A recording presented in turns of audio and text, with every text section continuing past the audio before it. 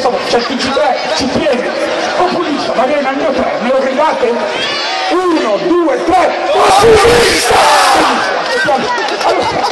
Allora allora quelli, i giornalisti dicono ma no, come fate a votare online e gli anziani come fanno i pensionati, i poveri pensionati che non vanno su internet? Come faranno?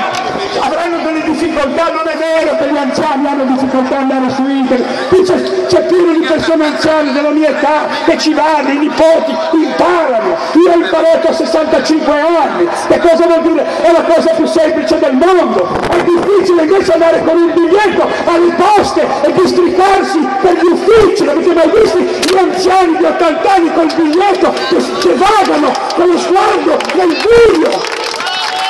Allora io ho votato da anziano, ho visto i miei candidati della Liguria 25, mi sono visto il curriculum, le facce, e ho votato, ho fatto un clic su 3 persone, un precario di 22 anni, un ingegnere e una professoressa madre di 3 figli. Ecco chi siamo noi, siamo questi che vi facciamo vedere 2 mesi prima le elezioni le persone. Siamo questi, e qua dentro non ci sono atleti olimpionici, non ci sono campioni, non ci sono personaggi, giornalisti riciclati, non ci sono leader dell'antimafia, ci sono persone normali. Ed è successo un miracolo, il 55% di quelli che andranno in Parlamento, se li voterete, sono donne, donne. E queste donne tutte vedrete stasera non sono le donne con le labbra di plastica e i culi di polistirolo, sono donne che si fanno il culo! Si fanno il culo metaforicamente. Ma donne che hanno 3 figli e lavorano, io voglio vedere una così in Parlamento, che mi parli di economia, una che ha tirato su una famiglia lavorando, 3 figli, quella può dire qualcosa di economia, non questa gente qua. Funzionerà, non funzionerà, Dio mio, è già funzionato, ha già funzionato.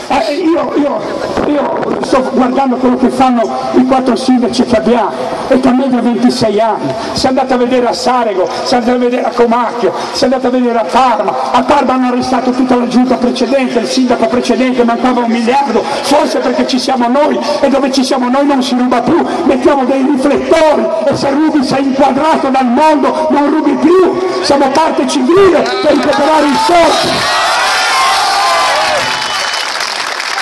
Io non voglio essere in colpa, io non vi voglio promettere nulla, non vi dico nulla, io vi dico quello che abbiamo già fatto. Allora, siamo andati in Sicilia, non ci dava un centesimo nessuno, mi sono dovuto buttare a nuoto nello stretto, sono arrivato 20 minuti prima del traghetto, penso ma è una cosa immaginazione. Ci siamo presi la Sicilia, primo partito in assoluto in Sicilia, 15 ragazzi del Movimento 5 Stelle dentro, e la prima cosa che hanno fatto, che è commovente, hanno preso il loro stipendio, se lo sono decurtato per il 70%, hanno aperto una partita di giro, aspetta, hanno preso questi soldi loro che li sarebbero aspettati, l'hanno messi in una partita di giro del bilancio della regione, quindi non loro controllano, ma i soldi sono ridiventati della regione, e questo sarà un capitale alla fine dell'anno di 1.200.000 euro, poca roba, ma con questo si finanzieranno le piccolissime imprese della Sicilia, l'abbiamo già fatto questo. Noi i rimborsi elettorali non li abbiamo mai presi, ecco perché siamo in prima linea a dire queste cose. Noi abbiamo mai chiesto una lira a nessuno, niente, né l'euro né niente, ed è un miracolo quello che abbiamo fatto, è un miracolo che hanno fatto questi ragazzi, con 2 euro, con le collette, col buon cuore, con le cassettine, con la fessura, tutto così, perché questa è la politica, se gli togli i soldi, e loro si sono tolti i soldi, se togli la carriera, 2 legislature a casa, se togli i soldi e carriera, la politica diventa passione meravigliosa. Allora, noi abbiamo già firmato che se entriamo con queste percentuali, entrassimo domani in Parlamento, avremmo diritto a 100 milioni di euro, 100 milioni! Abbiamo già firmato di no, perché non è nella nostra morale prendere soldi che appartengono ai cittadini, abbiamo detto di no! e dire no a 100 milioni per me, che sono di Genova, voi non sapete cosa mi è successo dentro. Ridete bastardi, maledeti. E adesso sta cambiando tutto, stiamo cambiando la politica piano piano. Avete visto che la parola antipolitica non la dice più nessuno in televisione?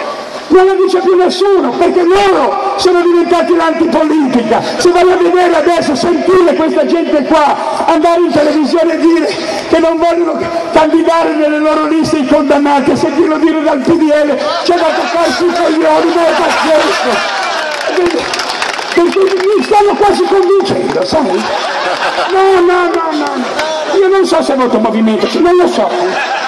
A me mi dà fiducia lo psicoanalista, perché questo qui è che giunta da uno spot, lui è diventato uno spot, è un ologramma, non c'è lui, se da lì non c'è niente, è lì, io ho visto Santoro andare ospite in questa trasmissione di Berlusconi e io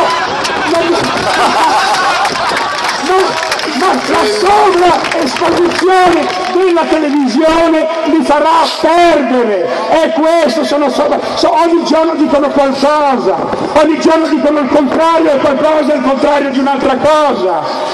Il redditometro adesso, perché ha rotto i coglioni a tutti, non è di nessuno. Padre Merrill, che è Monti, l'esorcista, dice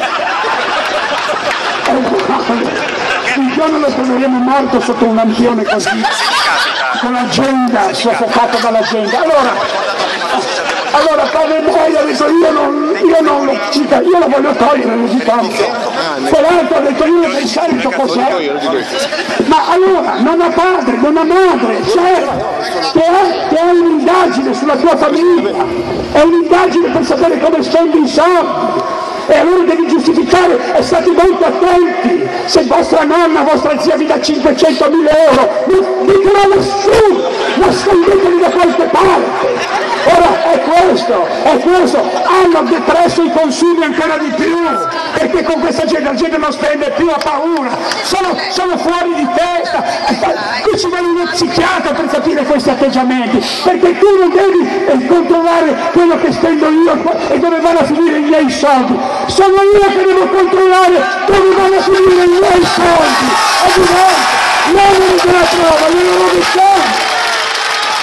E allora, inoltre, venite qua, abbracciatevi.